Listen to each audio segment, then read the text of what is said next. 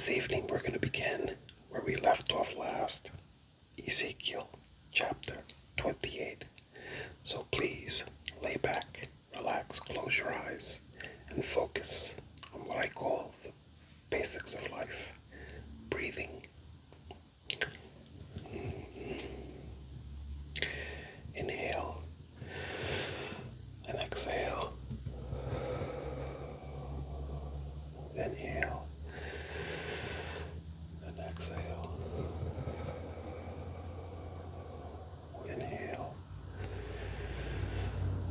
and exhale.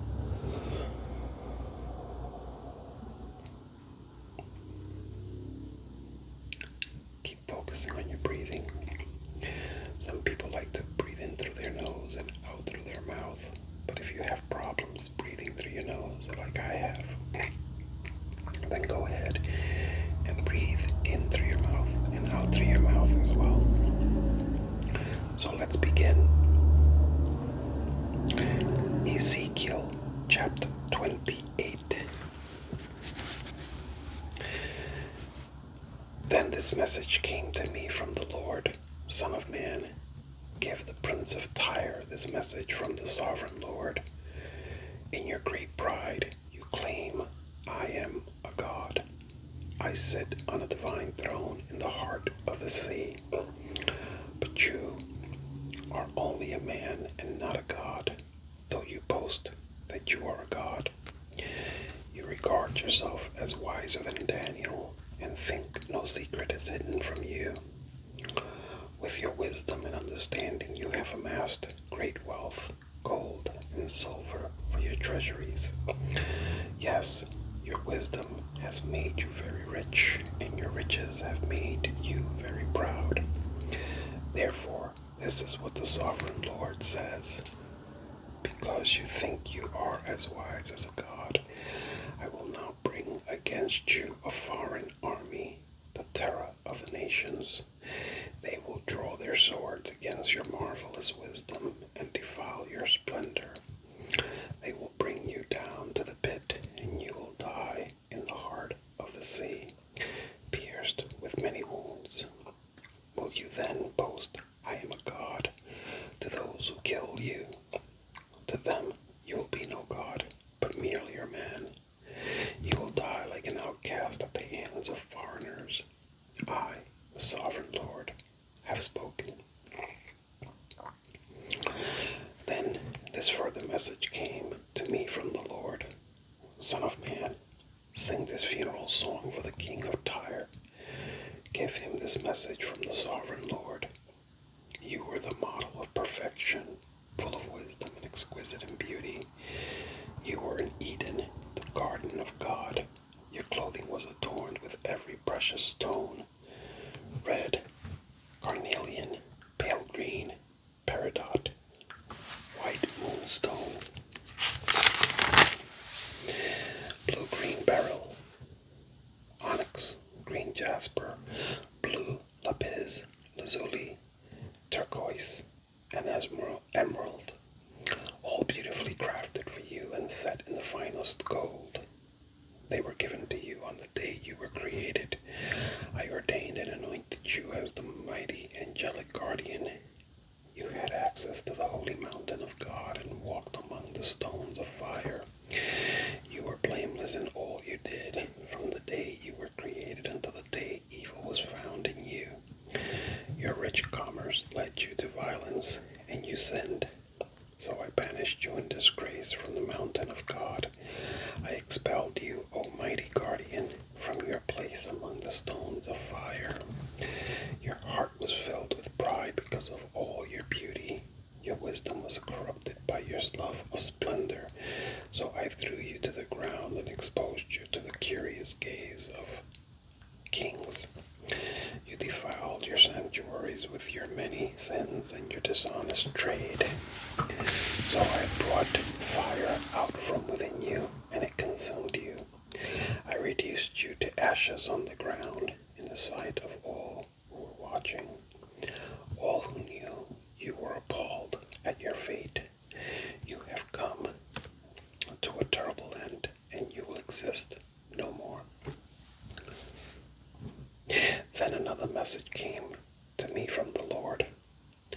Son of man, turn and face the city of Sidon and prophesy against it. Give the people of Sidon this message from the sovereign Lord. I am your enemy, O Sidon, and I will reveal my glory by what I do to you. When I bring judgment against you and reveal my holiness among you, everyone watching will know that I am the Lord. I will end a plague against you, and blood will be spilled in your streets. The attack will come from every direction, and your people will lie slaughtered within your walls. Then everyone will know that I am the Lord. No longer will Israel's scornful neighbors prick and tear at her like briars and thorns, for then they will know that I am the sovereign Lord. This is what the sovereign Lord says. The people of Israel will again live in their own land, the land I gave my servant Jacob, for I will gather them from the distant lands where I have scattered them. I will reveal to the nations of the world my holiness among my people.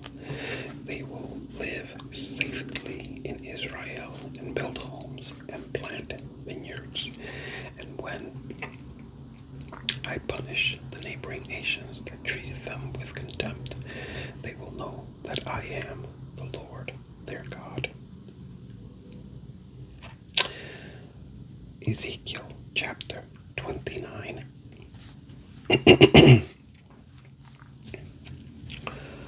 On January 7, during the 10th year of King Jehoiakim's captivity, this message came to me from the Lord. Son of man, turn and face Egypt, and prophesy against Pharaoh, the king, and all the people of Egypt. Give them this message from the sovereign Lord. I am your enemy, O Pharaoh, king of Egypt, you great monster, lurking in the streams of the Nile. For you have said, the Nile River is mine. I made it for myself. I will put hooks in your jaws and drag you out on the land with fish sticking to your scales. I will leave you and all your fish stranded in the wilderness to die. You will lie unburied on the open ground, for I have given you as food to the wild animals and birds. All the people of Egypt will know that I am the Lord, for to Israel you were just a staff made of reeds. When Israel leaned on you, you splintered and broke and stabbed her in the armpit. When she put her weight on you, you collapsed, and her legs gave way. Therefore, this is what the sovereign Lord says. I will bring an army against you, O Egypt, and destroy both people and animals. The land of Egypt will become a desolate wasteland, and the Egyptians will know that I am the Lord. Because you said, the Nile River is mine, I made it. I am now the enemy of both you and your river. I will make the land of Egypt a totally desolate wasteland from Migdol to Aswan, as far south as the border of Ethiopia. For 40 years, not a soul will pass that way, neither people nor animals. It will be completely uninhabited. I will make Egypt desolate, and it will be surrounded by other desolate nations. Its cities will be empty and desolate for 40 years, surrounded by other ruined cities. I will scatter the Egyptians to distant lands. But this is what the sovereign Lord also says. At the end of the 40 years, I will bring the Egyptians home again from the nations to which they have been scattered. I will restore the prosperity of Egypt and bring its people back to the land of Pathros in southern Egypt, from which they came. But Egypt will remain an unimportant minor kingdom. It will be the lowliest of all the nations, never again great enough to rise above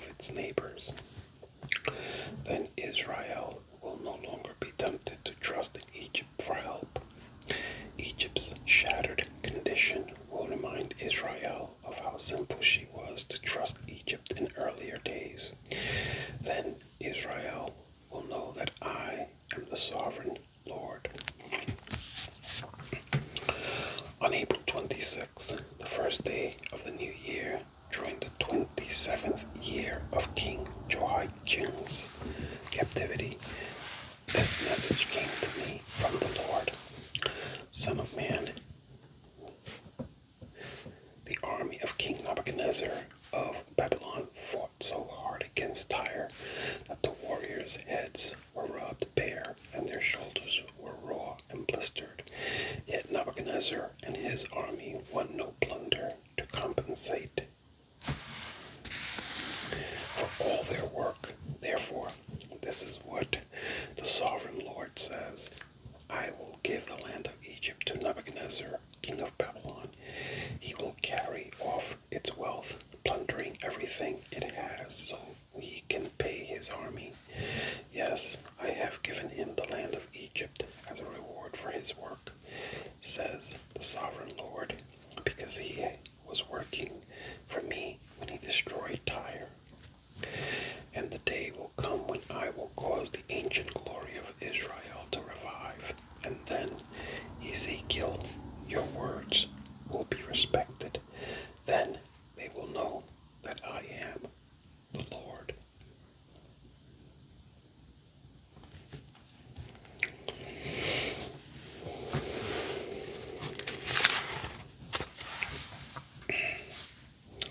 Ezekiel chapter 30.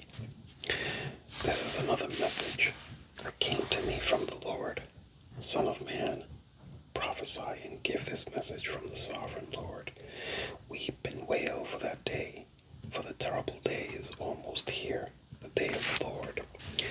It is a day of clouds and gloom, a day of despair for the nations. A sword will come against Egypt, and those who are slaughtered will cover the ground. Its wealth will be carried away and its foundations destroyed. The land of Ethiopia will be ravished. Ethiopia, Libya, Lydia, all Arabia, and all their other allies will be destroyed in that war. For this is what the Lord says: all of Egypt's allies will fall, and the pride of her power will end. From Migdol to Aswan, they will be slaughtered by the sword, says the sovereign Lord. Egypt will be desolate, surrounded by desolate nations, and its cities will be in ruins, surrounded by other ruined cities. And the people of Egypt will know that I am the Lord, when I have set Egypt on fire and destroyed all their allies. At that time I will send swift messengers in ships to terrify the complacent Ethiopians. Great panic will come upon them, and on that day of Egypt's certain destruction, watch for it. It is sure to come. For this is what the sovereign Lord says: by the power of King Nebuchadnezzar of Babylon, I will destroy the hordes of Egypt. He and his armies, the most ruthless of all, will be sent to demolish the land. They will make war against Egypt until slaughtered Egyptians cover the ground. I will dry up the Nile River and sell the land to wicked men. I will destroy the land of Egypt and everything in it by the hands of the foreigners. I, the Lord, have spoken. This is what the sovereign Lord says: I will smash the idols of Egypt and the images of Memphis. There will be no rulers left in Egypt. Terror will sweep the land.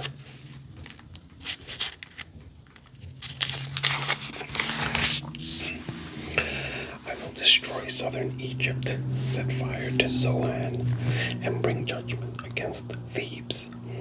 I will pour out my fury on Pelusium, the strongest fortress of Egypt, and I will stamp out the hordes of Thebes. Yes, I will set fire to all Egypt. Pelusium will be racked with pain. Thebes will be torn apart. Memphis will live in constant terror. The young men of Heliopolis and Bubastis will die in battle, and the women will be taken away as slaves. When I come to break the proud strength of Egypt, Egypt. It will be a dark day for Taphanes too. A dark cloud will cover Taphanes, and its daughters will be led away as captives. And so I will greatly punish Egypt, and they will know that I am the Lord. On April 29, during the 11th year of King Jehoiachin's captivity, this message came to me from the Lord. Son of man, I have broken the arm of Pharaoh, the king of Egypt. His arm has not been put in a cast so that it may heal, neither has it been bound up with a splint to make it strong enough to hold a sword. Therefore, this is what the sovereign Lord says. I am the enemy of Pharaoh, the king of Egypt. I will break both of his arms, the good arm along with the broken one, and I will make his sword clatter to the ground. I will scatter the Egyptians to many lands throughout the world. I will strengthen the arms of Babylon's king and put my sword in his hand, but I will break the arms of Pharaoh, king of Egypt, and he will lie there mortally wounded, groaning in pain. I will strengthen the arms of the king of Babylon, while the arms of Pharaoh fall useless to his sides. And when I put my sword in the hand of Babylon's king, and he brings it against the land of Egypt, Egypt will know that I am the Lord. I will scatter the Egyptians among the nations, dispersing them throughout the earth. Then they will know that I am the Lord. Ezekiel chapter 31.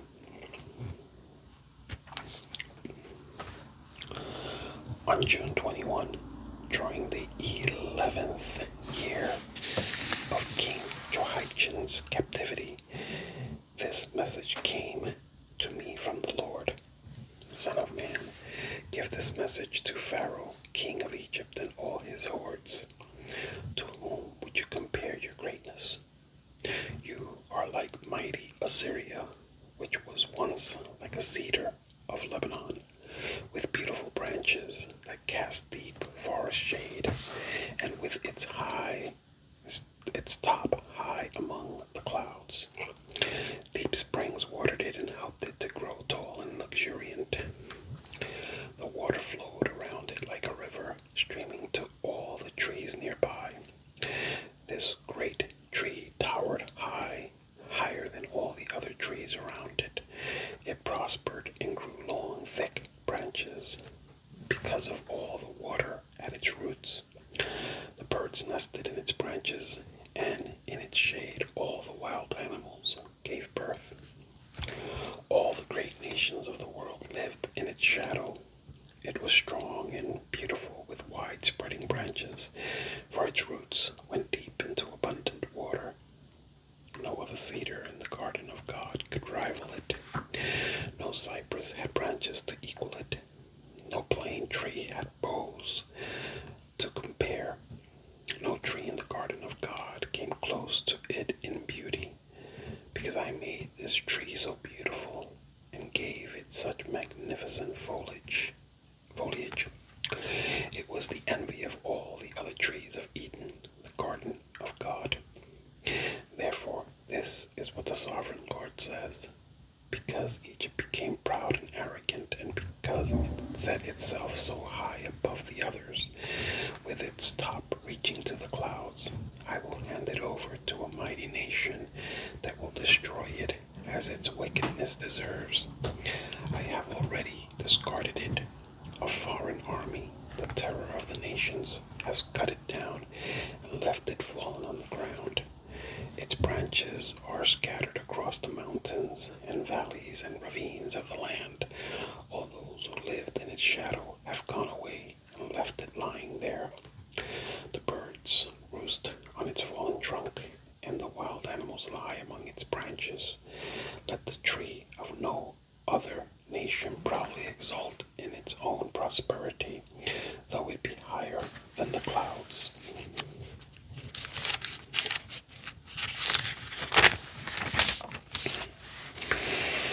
And it be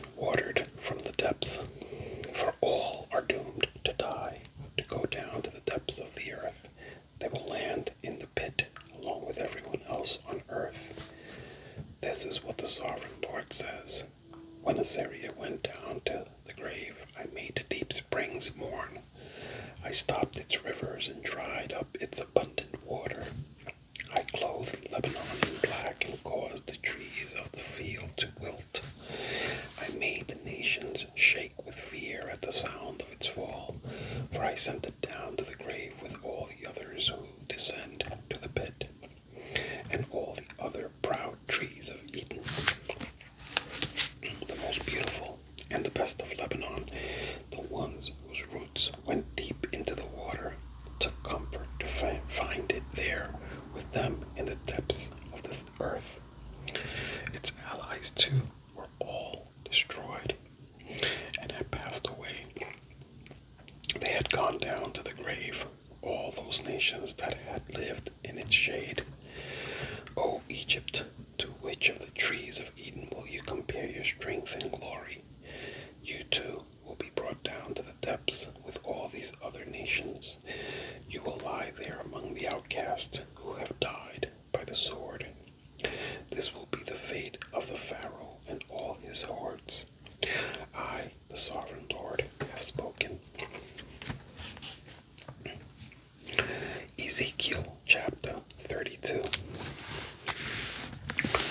On March 3rd, during the 12th year of King Jehoiachin's captivity, this message came to me from the Lord. Son of man, mourn for Pharaoh, king of Egypt, and give him this message. You think of yourself as a strong young lion among the nations, but you are really just a sea monster, heaving around in your own rivers, stirring up mud with your feet. Therefore, this is what the sovereign Lord says. I will send many people to catch you in my net and haul you out of the water. I will leave you stranded on the land to die. All the birds of the heavens will land on you, and the wild animals of the whole earth will gorge themselves on you. I will scatter your flesh on the hills and fill the valleys with your bones. I will drench the earth with your gushing blood all the way to the mountains, filling the ravines to the brim. When I blot you out, I will veil the heavens and darken the stars. I will cover the sun with a cloud, and the moon will not give you its light. I will darken the bright stars overhead and cover your land in darkness. I, the sovereign Lord, have spoken. I will disturb many hearts when I bring news of your downfall to distant nations you have never seen. Yes, I will shock many lands, and their kings will be terrified at your fate. They will shudder in fear for their lives as I brandish my sword before them on the day of your fall. For this is what the sovereign Lord says. The sword of the king of Babylon will come against you. I will destroy your hordes, the swords of mighty warriors, the terror of the nations. They will shatter the pride of Egypt, and all its hordes will be destroyed. I will destroy all your flocks and herds that graze beside the streams. Never again will people or animals muddy those waters with their feet. Then I will let the waters of Egypt become calm again, and they will flow as smoothly as olive oil, says the sovereign Lord. And when I destroy Egypt and strip you of everything you own and strike down all your people, then you will know that I am the Lord. Yes, this is the funeral song they will sing for Egypt. Let all the nations mourn. Let them mourn for Egypt and its hordes. I, the sovereign Lord, have spoken. On March 17th, during the 12th year, another message came to me from the Lord. Son of man, weep for the hordes of Egypt and for the other mighty nations, for I will send them down to the world below in company with those who descend to the pit. Say to them, O Egypt, are you lovelier than the other nations?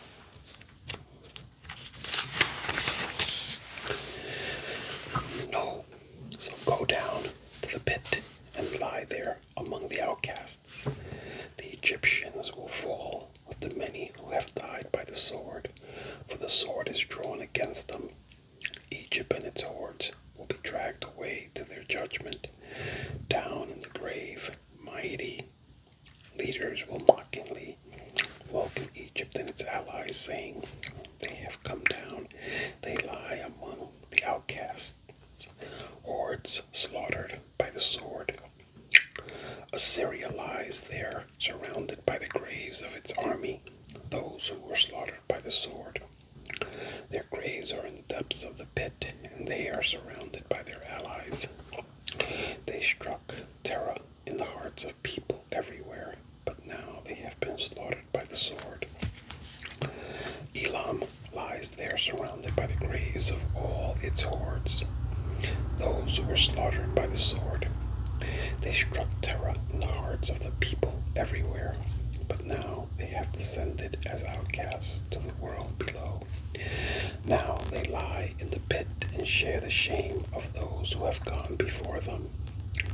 They have a resting place among the slaughtered, surrounded by the graves of all their hordes. Yes, they terrorized the nations while they lived, but now they lie in shame with others in the pit.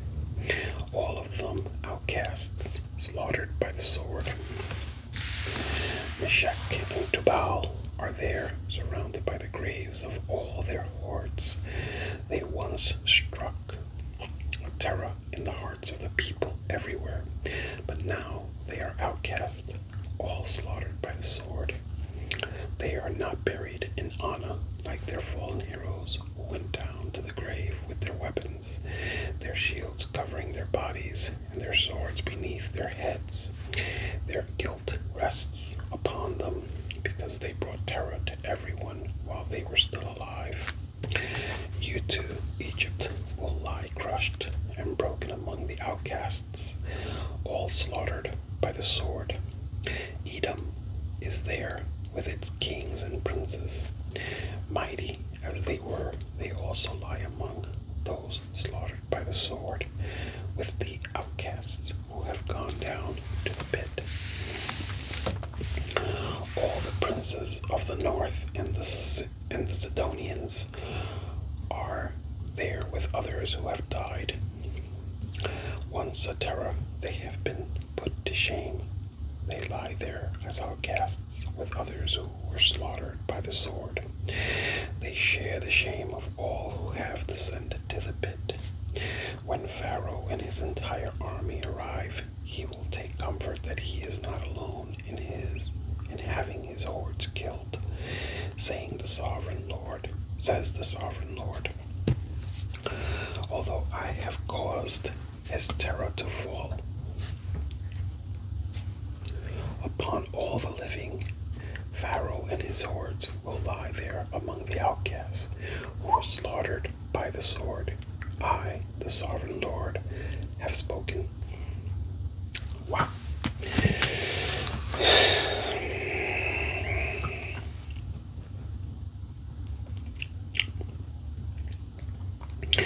So as we read the books of the prophets, it's important to understand, one, obedience is quite important to the Lord. And placing God first is incredibly important as well. He's not going to take second to anyone or anything. And he definitely looks down upon those who believe in false gods and worship idols and or these graven images. He is the one true God.